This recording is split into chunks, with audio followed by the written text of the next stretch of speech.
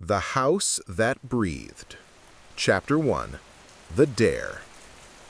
It started with a dare, the kind that doesn't feel like a choice once it's spoken aloud. "You won't last the night in there," Caleb had said, his voice carrying easily over the bonfire crackle.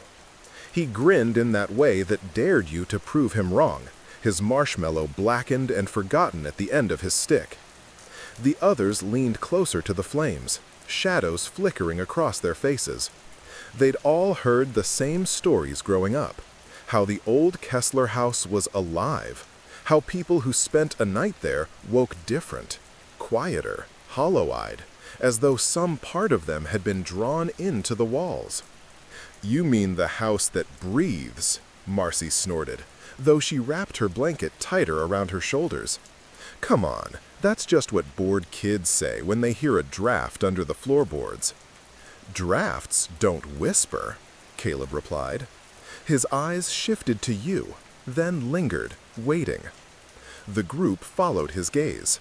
You felt their attention like heat against your skin, and suddenly every excuse you might have made dried up in your throat. You weren't the bravest among them, but neither were you the sort who backed down when challenged. "You're saying I couldn't do it?" you asked. "I'm saying nobody has." Caleb's grin widened. "Not all the way through the night, not alone. If you can, you get bragging rights forever." The fire popped. Somewhere in the dark field beyond, a cricket fell silent. Marcy shook her head. "It's a stupid dare. That place is falling apart. You'll break a leg on rotten stairs before anything spooky gets you." "Then what's there to be scared of?" Caleb countered. Their laughter rose and fell around you, a tide of teasing voices. But beneath it, you felt the current of something heavier, the unspoken weight of generations of rumors. People swore the Kessler place moved at night, its walls swelling like lungs, its halls humming with voices too low to catch. No one remembered the last person who lived there. Some claimed the house itself had swallowed them whole. You should have laughed it off. Instead, you heard yourself say, "Fine, I'll do it." The group erupted in cheers and jeers. Caleb clapped you on the back hard enough to sting. "That's the spirit. We'll drop you off tomorrow evening. Just you, the house, and however many ghosts live in the wallpaper." Marcy frowned, her eyes catching yours across the firelight. "Don't," she mouthed silently, the word lost under the laughter. Her expression wasn't mocking, but afraid. The rest of the night passed in fragments, stories told too loudly, flames burning low, the sharp taste of smoke in your throat. But beneath it all, the decision lodged in your chest like a stone.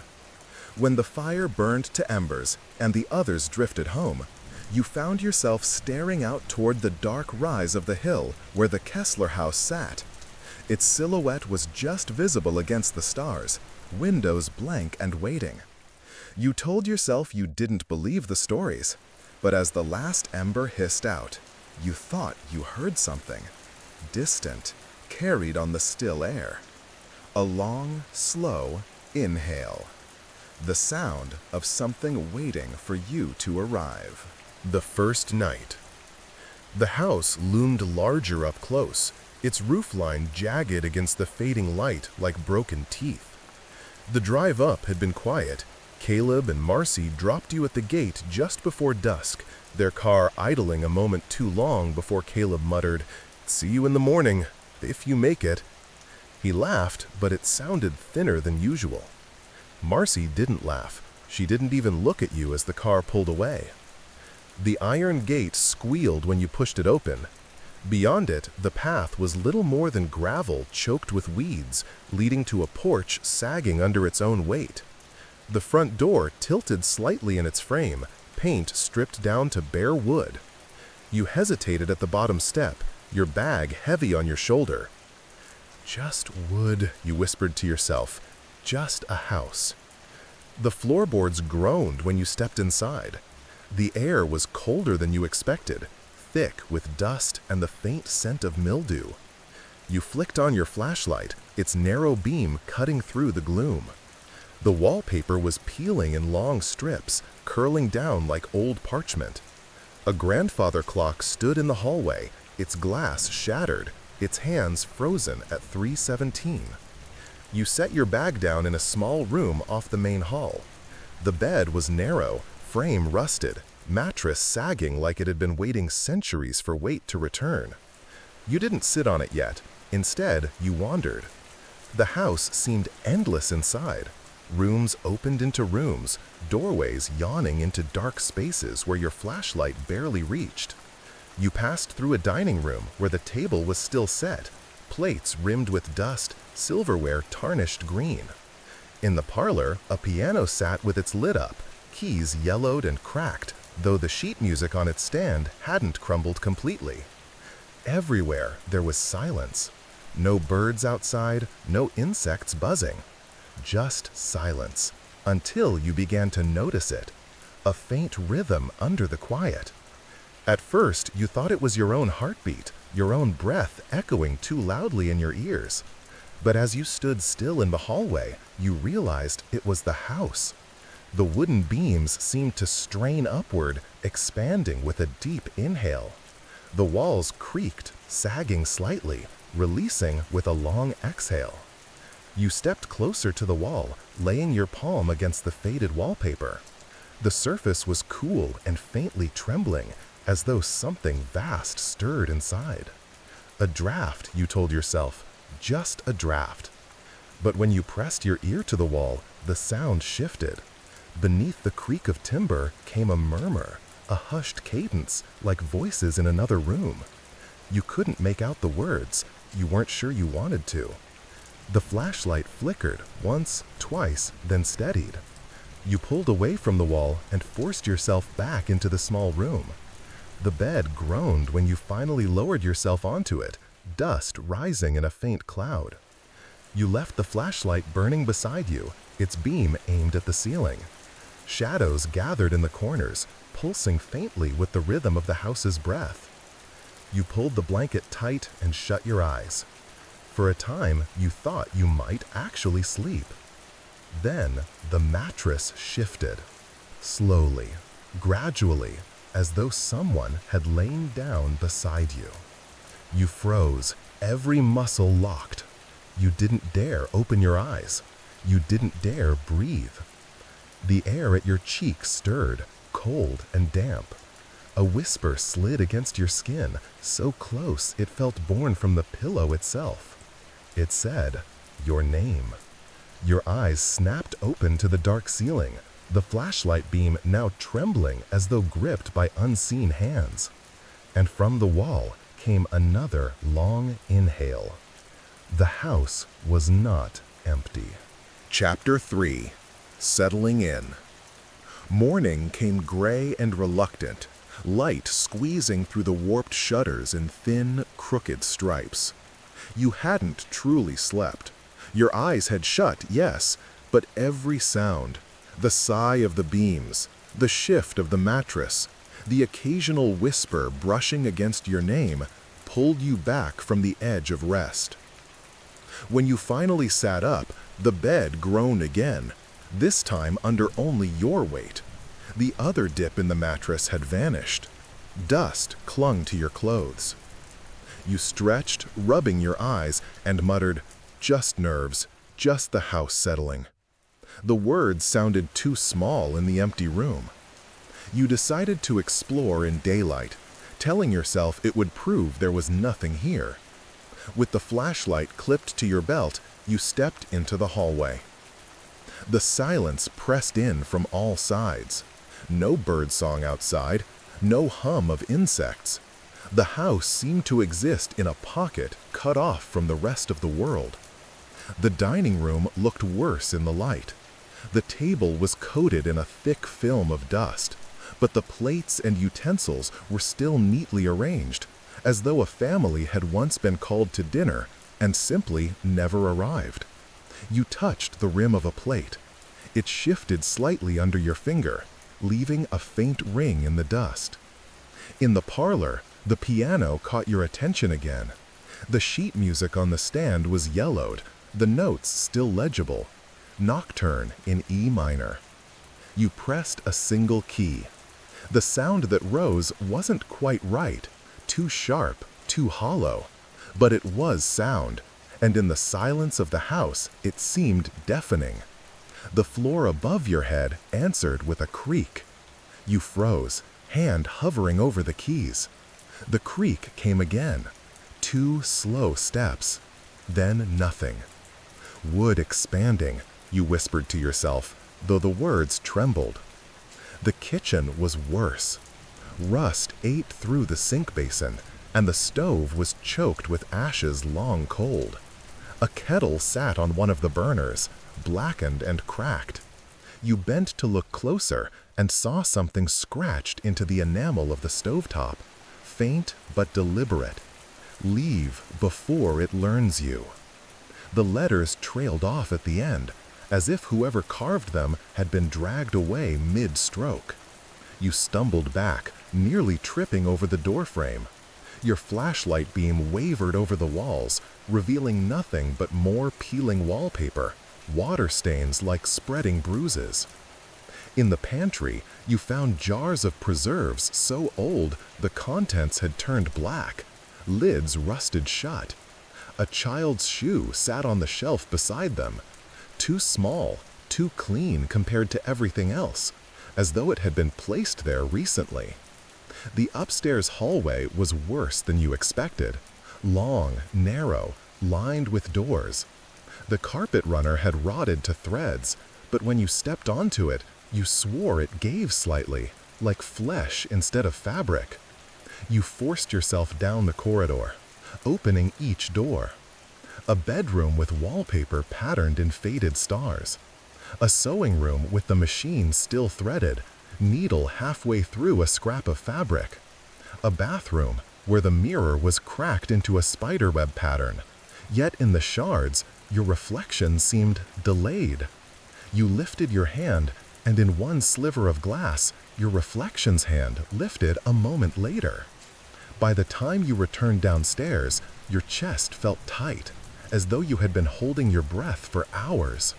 The grandfather clock in the hallway stood silent, its hands still locked at 3:17. But as you passed it, you heard a faint ticking. Not steady, not rhythmic, just once, a hollow tick, then silence. You backed into your small room and closed the door. Your phone, when you pulled it out, showed no signal, not even a flicker of a bar. You tapped out a message to Marcy anyway, thumbs trembling.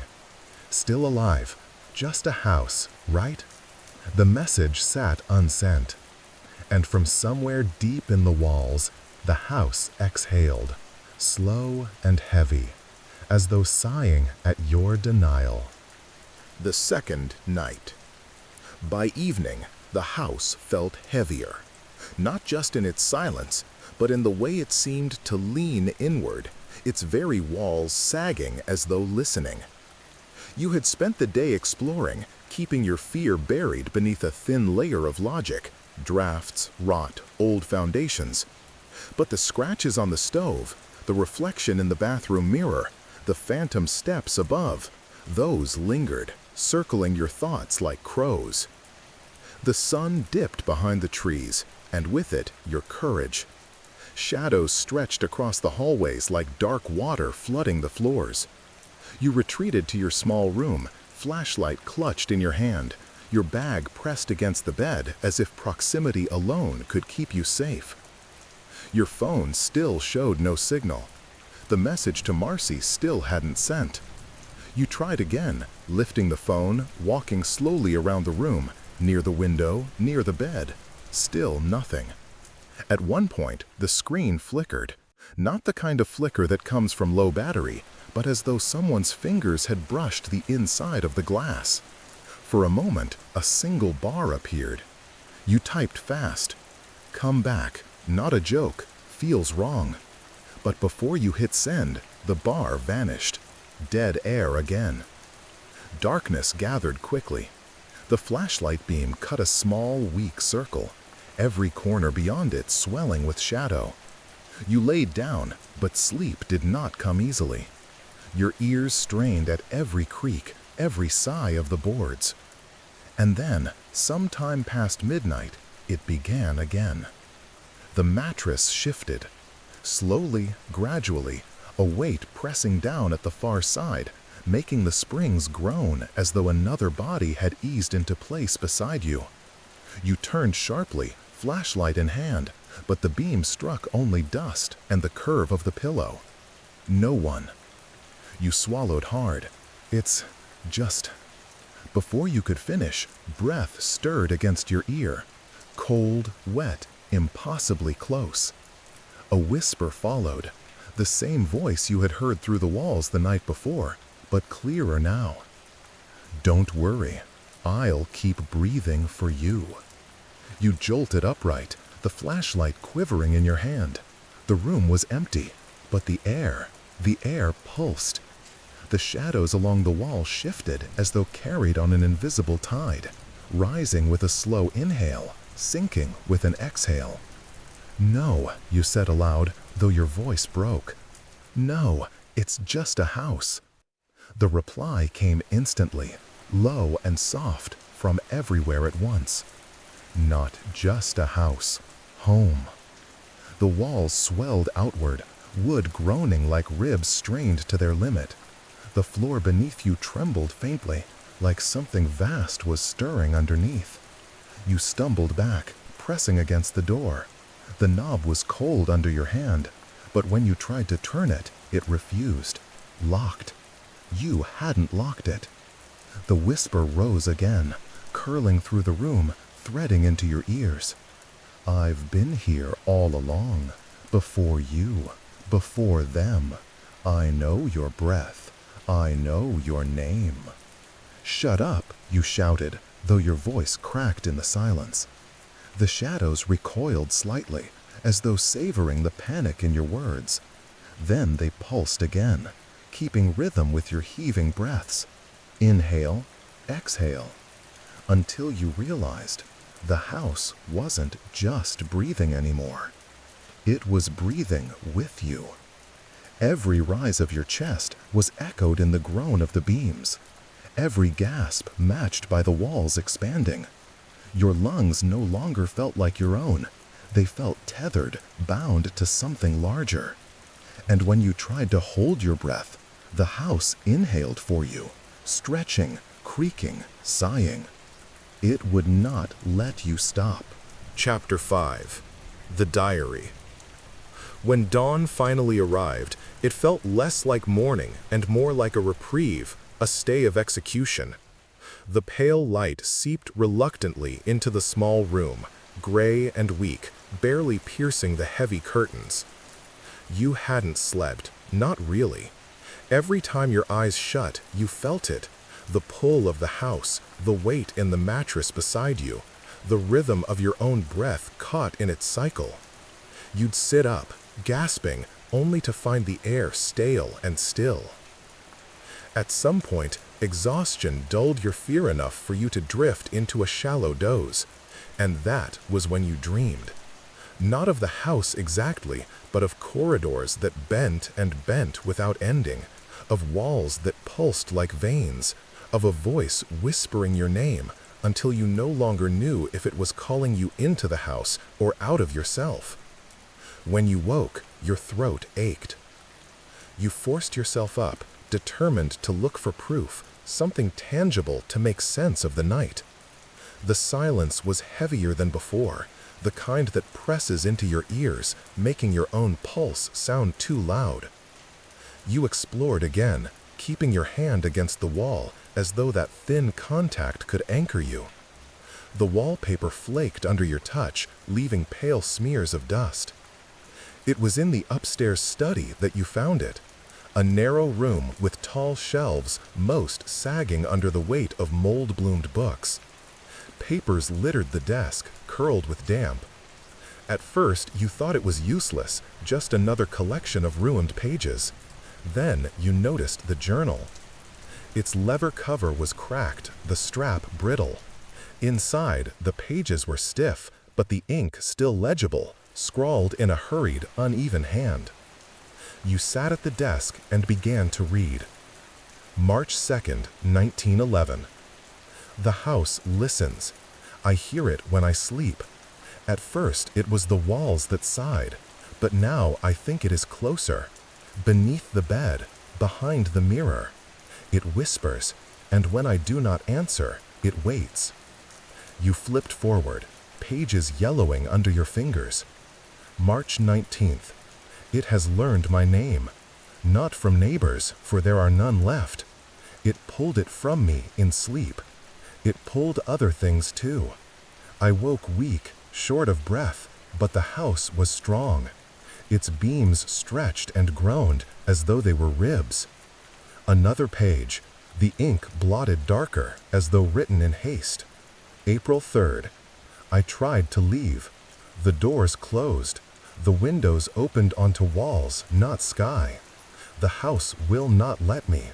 It does not want visitors. It wants tenants. Lungs, blood, breath.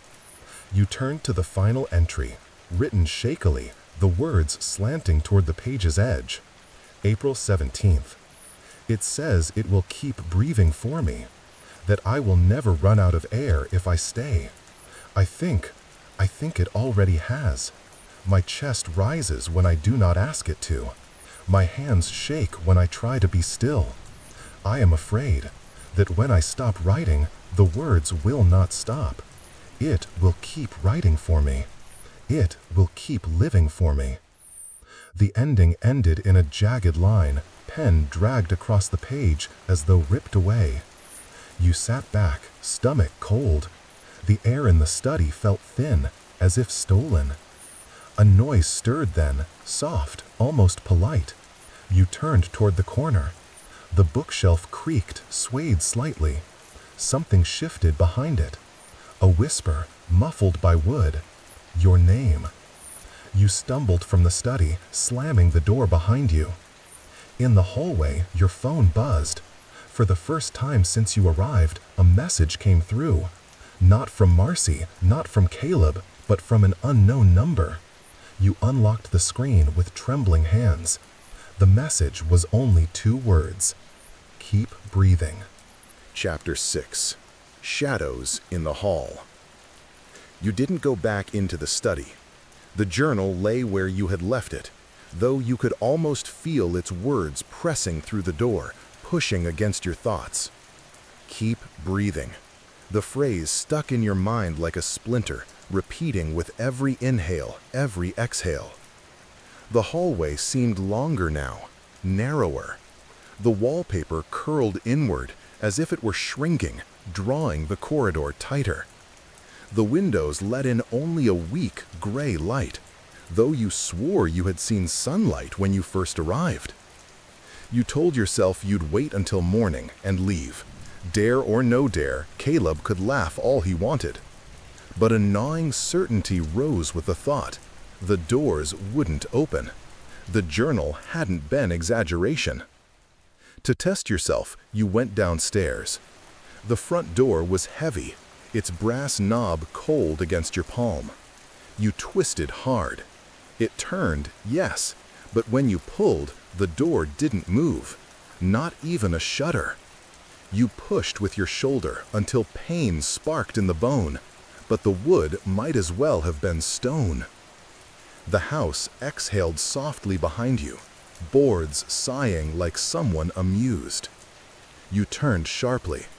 For a moment, you thought you saw it, something moving in the far hallway. A figure, a shape darker than shadow, gliding silently across the wall. Your breath caught. Who's there? No answer. But when you lifted the flashlight, its beam landed on the wall at the end of the hall. There, stretched tall and wrong, was a shadow that didn't belong to you. Its head cocked at a slight angle, its arms longer than they should have been. It stood perfectly still. The light flickered. When it steadied, the shadow was gone. You stumbled back into your room, chest tight. The mattress waited, sagging. You didn't lie down. Instead, you sat against the wall, flashlight balanced on your knees, phone in your hand. You tried Marcy again. "Please answer, not funny anymore." The message failed to send. You tried calling. The line rang once, then cut to static. In the static, you thought you heard a voice, low, warped. "Go." The phone went dark. That was when you heard it again. Footsteps. Upstairs. Slow. Deliberate. You clenched the flashlight tighter, forcing yourself to step into the hall. The stairs groaned as you climbed, every sound magnified in the silence. At the top, the corridor stretched before you, lined with closed doors. The air smelled faintly of rot and something sour, like old breath caught in fabric. You turned the flashlight. For a moment, the beam caught movement, something slipping into the star-patterned bedroom you had seen before. You pushed the door open. The room was still. The wallpaper hung in tatters, stars faded to pale gray. The bed was small, frame rusted, sheets long decayed. But the shadows didn't match. The bed cast a shadow, yes, but there was another beside it.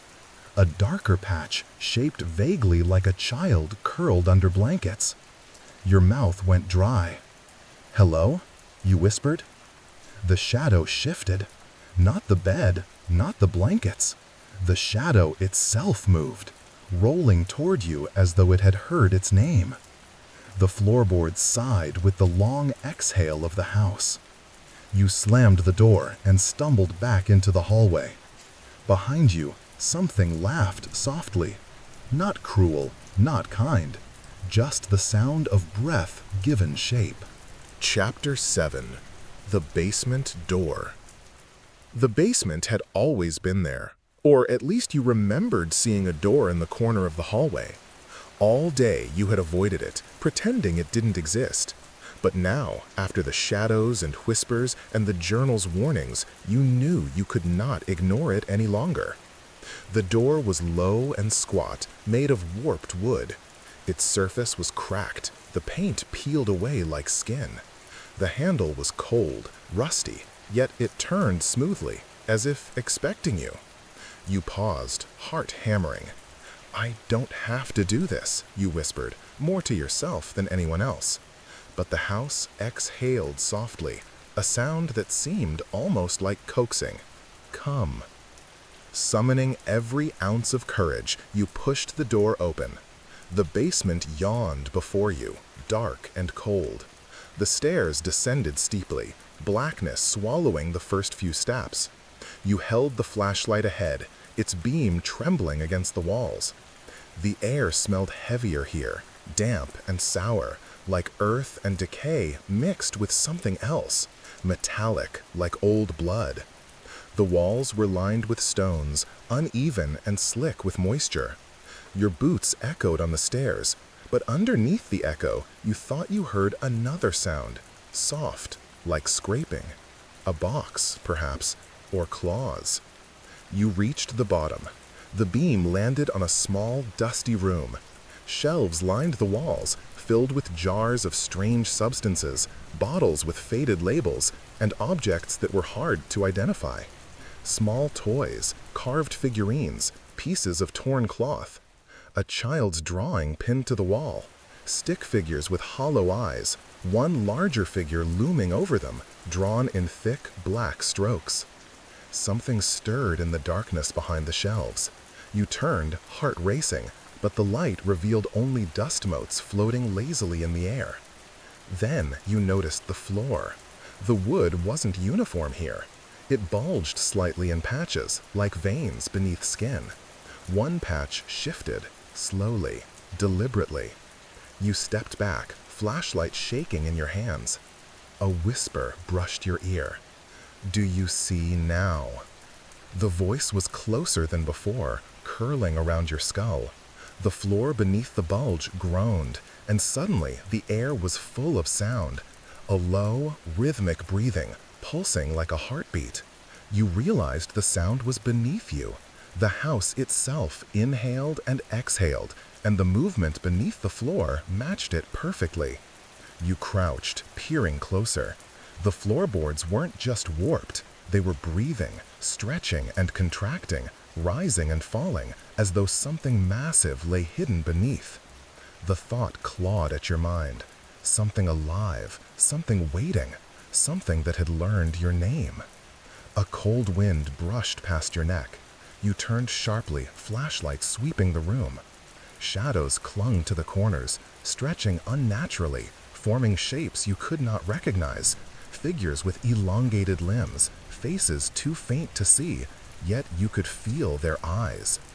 The floor beneath your feet shifted again, heavier this time, and you realized with a jolt that the house wasn't just alive. It was aware. It was watching, learning, and waiting. You scrambled up the stairs, nearly tripping. The door closed behind you with a soft click, as if satisfied. You leaned against it, gasping, the words of the journal echoing in your mind. It does not want visitors, it wants tenants, blood, breath. The house exhaled, and you knew, without a doubt, it was hungry. The third night. The third night arrived like a weight pressing down from above. By now, the house was no longer a backdrop to your fear. It had become a living presence, a predator moving through the boards and plaster. Every sound was magnified, every groan or sigh a deliberate message. You stayed in your small room for much of the evening, flashlight clutched tightly, journal pages from the study laid before you like shields. The sun had set hours ago, leaving the windows black, hollow, like empty eyes staring back at you. The breathing began again as it always did, slow, measured, patient. But tonight it was different. It matched your own rhythm perfectly, stretching with every inhale, contracting with every exhale. You held your breath once, and the house inhaled for you. You exhaled slowly, and the walls answered in kind, creaking, sighing, stretching. "You're alive," you whispered, voice cracking. You're alive." The reply came, soft, everywhere at once. Alive because you are. Alive because I let you be. You jolted upright, flashlight swinging. The walls seemed to pulse, as if the wallpaper itself breathed in tandem with the house. Shadows undulated in corners, bending and stretching with a life of their own. It was then you noticed the mirror across the room, one of the old cracked shards still intact. Your reflection rose as you did, but with a faint delay. A second later, the reflection's hand lifted when yours hadn't moved. Its head tilted slightly, mimicking your movements, almost playfully. "No," you muttered. "I'm in charge. You don't." The house answered again in the softest of whispers. "You are mine as long as you breathe. I learn. I follow. I keep." Something shifted in the shadows. At first it was barely perceptible, a distortion in the corner of the room. Then a shape solidified. A figure, faceless, blacker than the shadows, mirrored your stance. You lifted your hand, it lifted its hand. You blinked, it blinked. Panic rose like fire in your chest. You wanted to run, but the door was still locked. You couldn't leave. The air grew thicker, harder to draw in. Your own chest ached, lungs tightening, as though the house had pressed itself into the very walls of your body. You stumbled to the bed, gripping the edges, trying to anchor yourself in reality.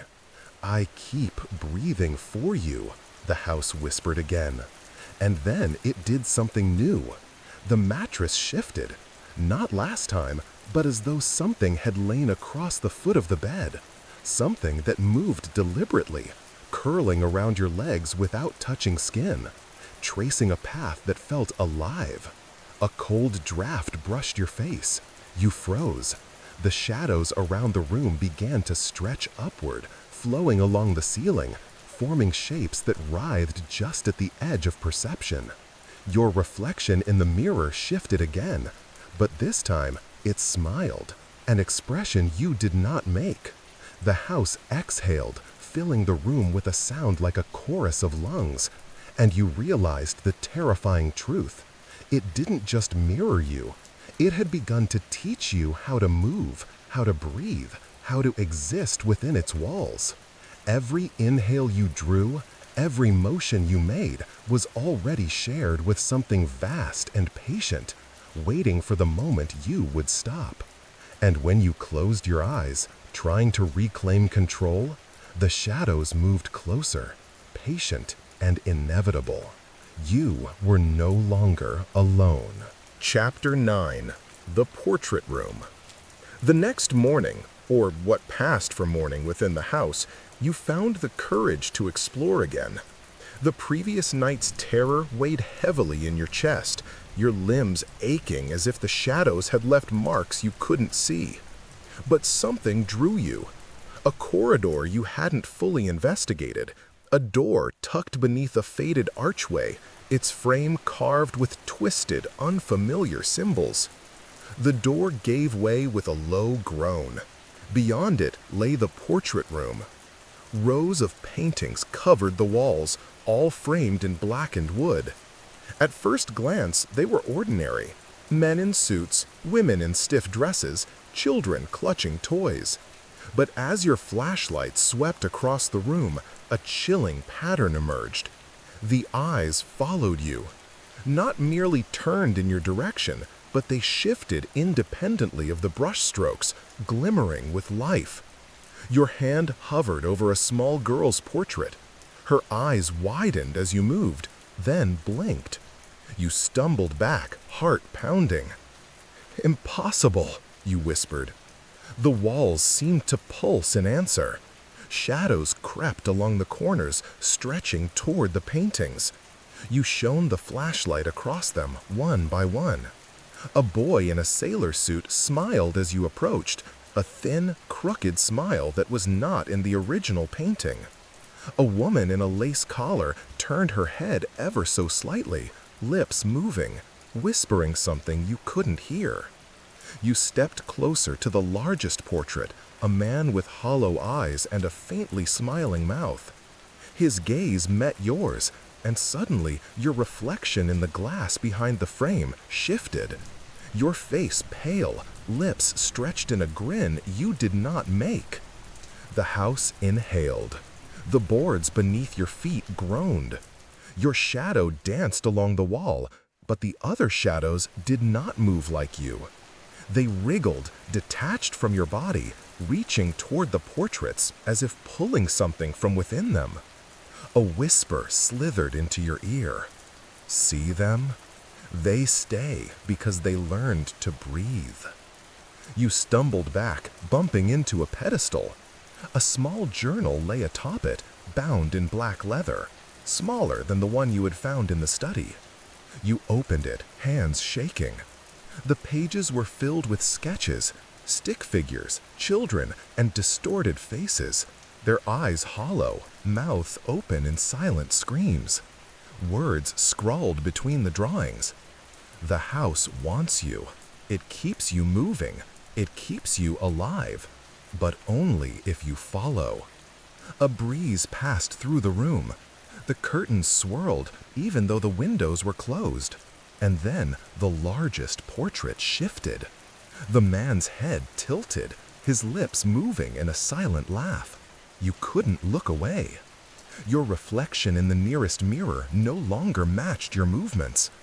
Every motion you made, your mirrored self did slightly later, and the shadow behind you stretched even longer, curling toward the floor as if reaching for something unseen. The air thickened, your lungs aching as if each breath were filtered through the walls themselves. You felt dizzy, your knees weak, and then a sound that made your blood run cold. A soft, dragging step from behind the portraits, slow and deliberate. Something inside the wall had moved, shifting closer, unseen yet fully present. The house exhaled, deep and satisfied, filling the room with a weight that pressed into your chest.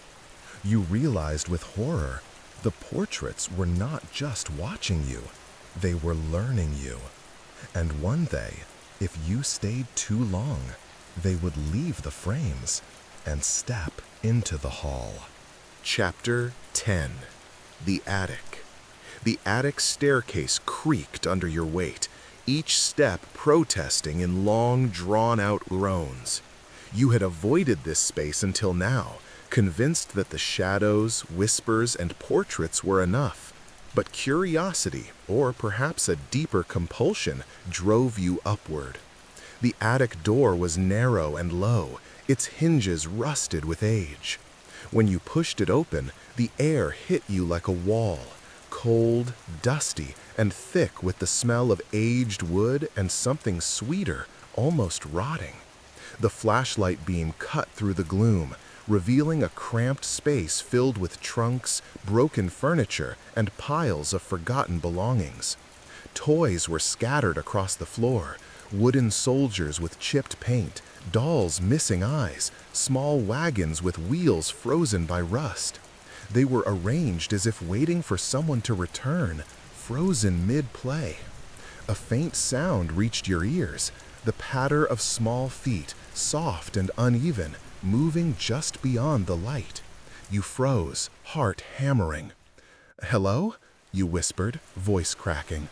No answer, only the scratching of tiny claws against the wooden floor, echoing in the low ceiling. The flashlight beam trembled as it swept across the room.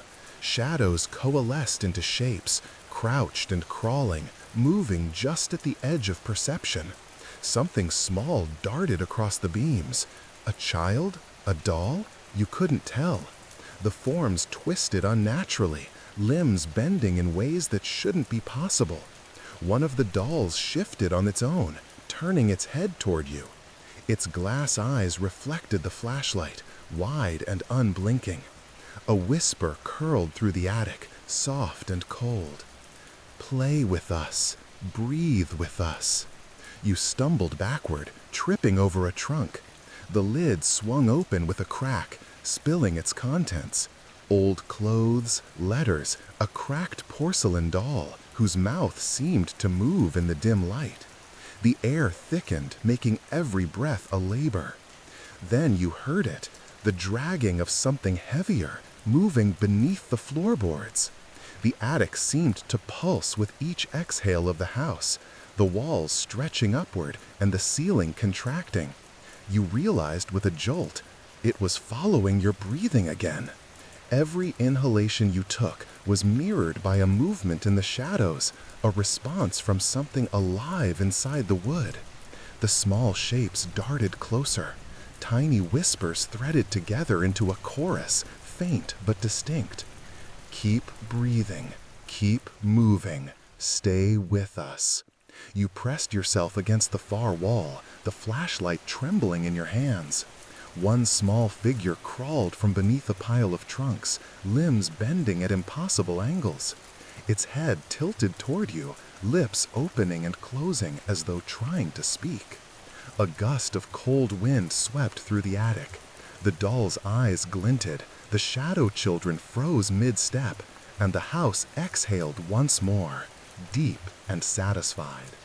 You realized with the weight of certainty that the attic wasn't just storage, it was a nursery, a holding place, and you had just arrived. Your chest ached, lungs straining as the house breathed through you, synchronizing every motion, every inhalation, every tremor of fear. The whispers rose, layering over each other into a single low chant. "Keep breathing, stay with us, always with us." And for the first time, you understood. You were no longer a visitor. You were part of the house. Chapter 11. A Visitor. The following morning, or what passed for morning inside the house, you lingered in your small room, staring at the walls as if willing them to stop moving.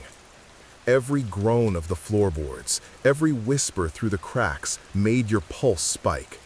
You hadn't slept. Your chest felt hollow, lungs still tight from the house's relentless rhythm. A sound outside the front door startled you, a low, gravelly knock. You froze, hand trembling as you held the flashlight. The house, as if aware of your hesitation, exhaled slowly. "Who's there?" you called, voice thin. The knock came again, firmer this time. Hesitant footsteps scuffed along the gravel. Then a voice, dry and cautious. "You shouldn't be here." You swallowed, heart pounding. Who's there?" The door rattled slightly. A woman's face appeared in the narrow gap of the cracked door. Her skin was pale, eyes sharp and wary, lined with exhaustion. She held a bag close to her chest. "The Kessler house," she said, voice low. "You can't stay here, not alone. It's alive. It watches. It learns." You stepped back. "Alive? You mean ghosts? Stories?" She shook her head. "No, it's worse. It's not just stories. It keeps the ones who enter. Breath, movement. It doesn't let go. You're already part of it if you've been here more than a day." Your stomach twisted. I haven't. You can leave," she said sharply, "but it won't let you, not easily. If you try, the doors will lock, the windows will twist to walls. It breathes for you, it moves with you, and if you stop, well, you don't want to find out." You took a step toward the door. "Why are you telling me this?" "Because I lived to tell it," she replied, voice dropping. "Years ago. I thought I could ignore it, cheat it, sneak away. The house doesn't forgive mistakes. It keeps what it wants, and it's patient. It learns names, habits, your breath. I got away, barely. Others weren't so lucky." Her gaze was unyielding. "If you leave, don't look back. Don't try to move faster than the house allows, and don't sleep here. If you sleep, it claims more than you know." A tremor ran through you. Is there a way to fight it?" The woman's expression softened, almost pitying. "No, not truly. You can resist for a time, but it always wins. You have to stay aware, awake, moving, or it will teach you in ways you won't understand until it's too late." She stepped back, pressing her hand against the door. "I have to go. Remember, keep breathing, keep moving, and pray it doesn't like your name." Then she was gone, leaving the door rattling in the wind. The house exhaled long and slow, as if sighing with satisfaction. The shadows in the hall stretched towards you, and you realized something terrifying. She had been right. You were already part of it. Your lungs ached, your chest tight. Every exhale matched the house's groan. Every step you took reverberated through the boards, mirrored by something beneath the floors, something patient and waiting. And outside, the sun burned weakly through gray clouds, but inside, the house's darkness had already claimed the day. Chapter 12. The Fourth Night. By the fourth night, exhaustion had wrapped around you like a shroud. Sleep was no longer a possibility. Every creak of the floorboards, every sigh of the walls reminded you that the house was awake and watching. Your chest ached, lungs burning from the constant mimicry of its rhythm. You sat on the edge of the bed, flashlight trembling in your hands, journal pages spread around you like fragile shields. The breathing began slowly, at first soft, almost polite. Then it grew, expanding into the room like a tide. Each inhale drawing the air from your own lungs, each exhale pushing back against you. The shadows in the corners shifted with an uncanny intelligence. You rose, hands outstretched to steady yourself, and the house moved in tandem. The walls stretched, the floorboards groaned, and the ceiling seemed to bend as though the room itself was taking a breath alongside you. You tried to step backward. The floorboards matched your motion, sliding slightly underfoot, as though mirroring your hesitation. You reached for the door. It resisted, locked again. A whisper slid through the darkness. "Do not stop. Breathe with me. Move with me. We are one." Your reflection in the cracked mirror trembled. You raised a hand. Your mirrored self lifted after a delay. The shadows along the walls curled toward you, elongated, stretching to meet the shapes of the paintings, the toys, the children's sketches that haunted every room. Panic surged. "I'm not yours," you shouted. The house exhaled, a low, resonant sound that filled every corner, vibrating in your chest. Your words faltered, swallowed by the weight of it. It was patient, massive, deliberate. It did not rush. It simply existed, and you were caught inside its rhythm. Your heartbeat quickened, matching the wall's pulse. Each breath you tried to take alone was answered with the house's inhale, forcing you into a cadence you could not escape. The shadows along the corners grew taller, darker, some twisting into forms vaguely humanoid. Others seemed to crawl along the floorboards, unseen but felt, brushing against your ankles, leaving a chill that sank to your bones. You sank to the floor, gripping your knees, gasping.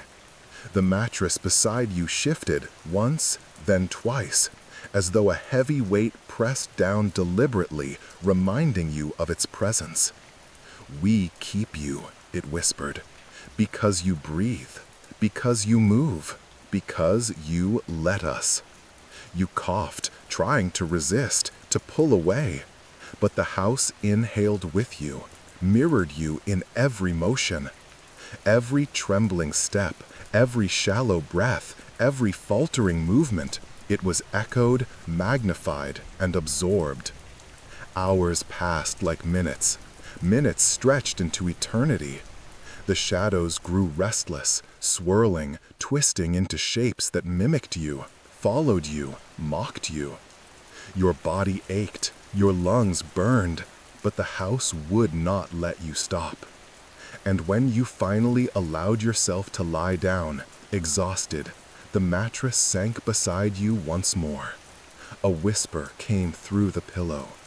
"Sleep, and we breathe for you, always."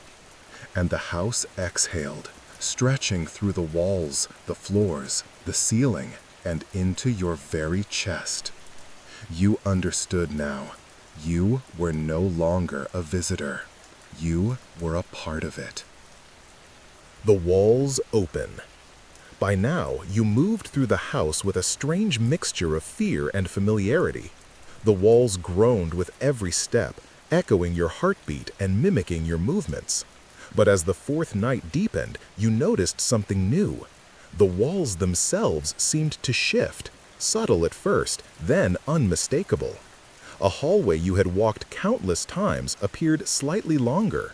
A corner that had always been solid now seemed to hollow, the wallpaper rippling like skin. You paused, hand pressing against it, and the surface gave a little, soft, pliant, alive. The house exhaled. With trembling fingers, you pressed harder. The wall bowed inward, revealing a narrow opening, dark and tight. Dust rose from the gap, and a cold draft blew toward you, carrying faint whispers. You peered inside. A passage, lined with rough stone, twisted downward into darkness. "It wants you to see." The whisper slithered through the hall, brushing your ear. You took a hesitant step forward. The passage smelled of damp earth, rust, and something else, something metallic. The floor beneath your boots was uneven, rising and falling like the pulse of a living thing. The walls throbbed with every breath you took, echoing your own rhythm back to you. Shadows moved ahead, flitting along the edges of your flashlight. Shapes too long, too dark, too fluid to be human. They stretched toward the passage, then recoiled when you approached. One seemed to linger, watching, almost curious. The farther you went, the stronger the sensation became. The house itself was alive beneath the surface. You pressed your palm against the stone, feeling faint vibrations. Something vast slivered just beneath your touch, unseen yet undeniable. At the end of the passage, a heavy wooden door appeared, blackened with age. Symbols, twisted and indecipherable, were carved deep into the surface. The whisper came again. "Beyond here is what feeds me." Your hand shook as you lifted the latch. The door opened slowly, revealing a cavernous space below the house. Roots, pipes, and tangled wood crisscrossed the walls. Faint, pulsing lights glimmered in the dark, like veins of some colossal organism. The air was thick and heavy, vibrating with every inhale and exhale you took. In the center of the chamber, a pit yawned, dark and deep. Something moved within it, a shadow too large to define, writhing, stretching, and undulating as if alive. Whispers rose from the pit, layering together into a chorus. "Breathe, move, live, or join us." Your stomach churned. Every instinct screamed to turn back, to run, but your chest tightened. You realized with sickening clarity, the house did not just breathe for you, it fed on you. Every movement, every breath, every fear was fuel. And if you stopped, even for a moment, the walls themselves would claim you. The whisper curled around your ears once more. "Come closer. See what keeps us alive. See what keeps you breathing." The house exhaled, long and low, filling the chamber and your very lungs with its presence. Chapter 14. The Bargain. The pit at the center of the hidden chamber pulsed with a strange, living rhythm. The house exhaled around you, a sound so deep it vibrated through the stone walls and into your chest. You wanted to flee, but your legs were led, your lungs tethered to the rhythm of the walls. Then it spoke. Not a whisper, not a breath, but words full and deliberate, echoing from every corner, every creak, every shadow. "You are mine. You have been mine since the day you arrived. You breathe, I keep you. You move, I follow. And now, you may choose." You stumbled backward, flashlight trembling. "Choose? What?" "Life," the house replied, "or freedom. But freedom comes with cost." A chill ran down your spine. "What cost?" "To leave is to give up your breath. To stop is to join us. To stay is to survive, but only as part of me. I offer safety, but it is not the life you knew. Do you understand?" You swallowed, heart hammering. The shadows along the walls began to stretch taller, moving independently, curling toward the pit as though drawn to something living. Shapes writhed there, indistinct but alive, faces hidden in darkness.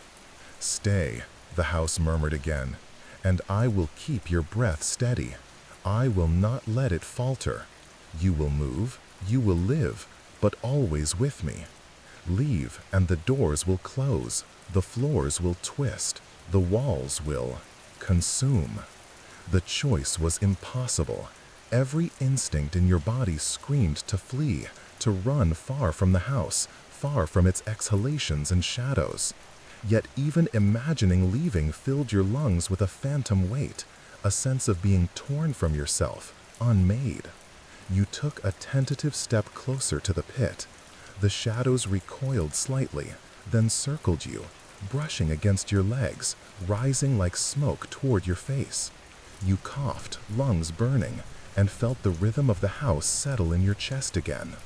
"Decide," it whispered, "or be decided for." For a moment, clarity struck. You could stay, synchronize fully, breathe safely within its walls, but you would no longer be free. Every movement, every thought, every breath would be mirrored, guided, owned, but you would survive. Or you could run, risk everything, fight against the rhythm, gamble that your lungs and limbs could escape a house that had already learned your name. Your chest heaved, sweat stung your eyes. You could feel the pulse of the walls in your fingers as you pressed them against the stone, as if the house itself waited for your answer. Then the whisper came again, soft and patient. Breathe. Choose. The shadows paused. The pit pulsed. The air trembled. And for the first time, you understood that no matter what you decided, the house would not release you entirely. It could wait, it could learn, and it always waited for those who underestimated its patience. Chapter 15. The Last Night. Night fell like a shroud, thicker and colder than any before. The house seemed to inhale as the sun disappeared, filling every corridor, every room, every shadow with a living presence. Your body ached, lungs burning from the relentless rhythm. The walls groaned with anticipation, the floorboards quivering beneath your feet. You moved cautiously through the hallways, flashlight trembling in your hands, shadows curling toward you with unnatural speed. The portraits followed your every step, the eyes glinting with intelligence and hunger. Toys in the attic shifted slightly, as if pushed by unseen hands. Then you heard it, a chorus of whispers, layered, deep, omnipresent. Breathe, move, live with us, or stop, join us. The walls themselves began to bend outward, revealing glimpses of rooms you didn't remember, spaces that had been hidden behind panels and wallpaper. Shapes formed and dissolved in the corners, humanoid but impossible, limbs bending at angles no human body could manage. The shadows reached, grasping, pulling at the edges of your mind. Your reflection in the mirror twisted, smiling when you did not. You pressed your hands to it, and it pressed back, cold, resisting. The house exhaled through the floors, the walls, the ceiling, and you felt it in your chest, as if it had claimed your heartbeat. A sudden shift in the air drew your gaze downward. The pit in the basement, hidden until now, pulsed with something vast, alive, thrumming with a rhythm that matched the house itself. You realized then that the house was not just alive. It was a network, a single organism, and you were its prey and its pulse. Choose, it whispered again. You felt your knees give way. Every instinct screamed to flee, yet your body felt heavy, tethered to the rhythm, to the breathing, to the house itself. You tried to run. Doors resisted, floors warped, shadows thickened, brushing against you, slowing you, pressing into your mind. And then you understood. Freedom was impossible. The house had learned your name, your breath, your very movements. Every attempt to escape was anticipated, mirrored, absorbed. You sank to the floor, chest heaving, gasping, lungs straining. The shadows paused, the walls softened, the exhale slowed. The house watched. It waited. Breathe, it murmured. Stay, and you live. Stop, and join us. Tears ran down your face. Exhausted, trapped, tethered to its pulse, you made your choice. You let yourself breathe. The shadows recoiled slightly. The walls exhaled in satisfaction. The house settled, stretching, sighing, a deep, resonant rhythm pulsing through the structure. You were alive, but no longer alone. Your chest rose and fell in time with the house. Your movements mirrored its pulse. Your breath was no longer entirely your own. You were part of it, a tenant, a survivor and a prisoner all at once. Outside, the sun rose weakly, but inside, the house breathed. Always. Patient. Vast. Eternal. And you understood at last. It did not merely keep its tenants alive. It became them, weaving their lives into its walls, learning, waiting, breathing. You closed your eyes, surrendering to the rhythm. The house exhaled, and in that breath, you were lost.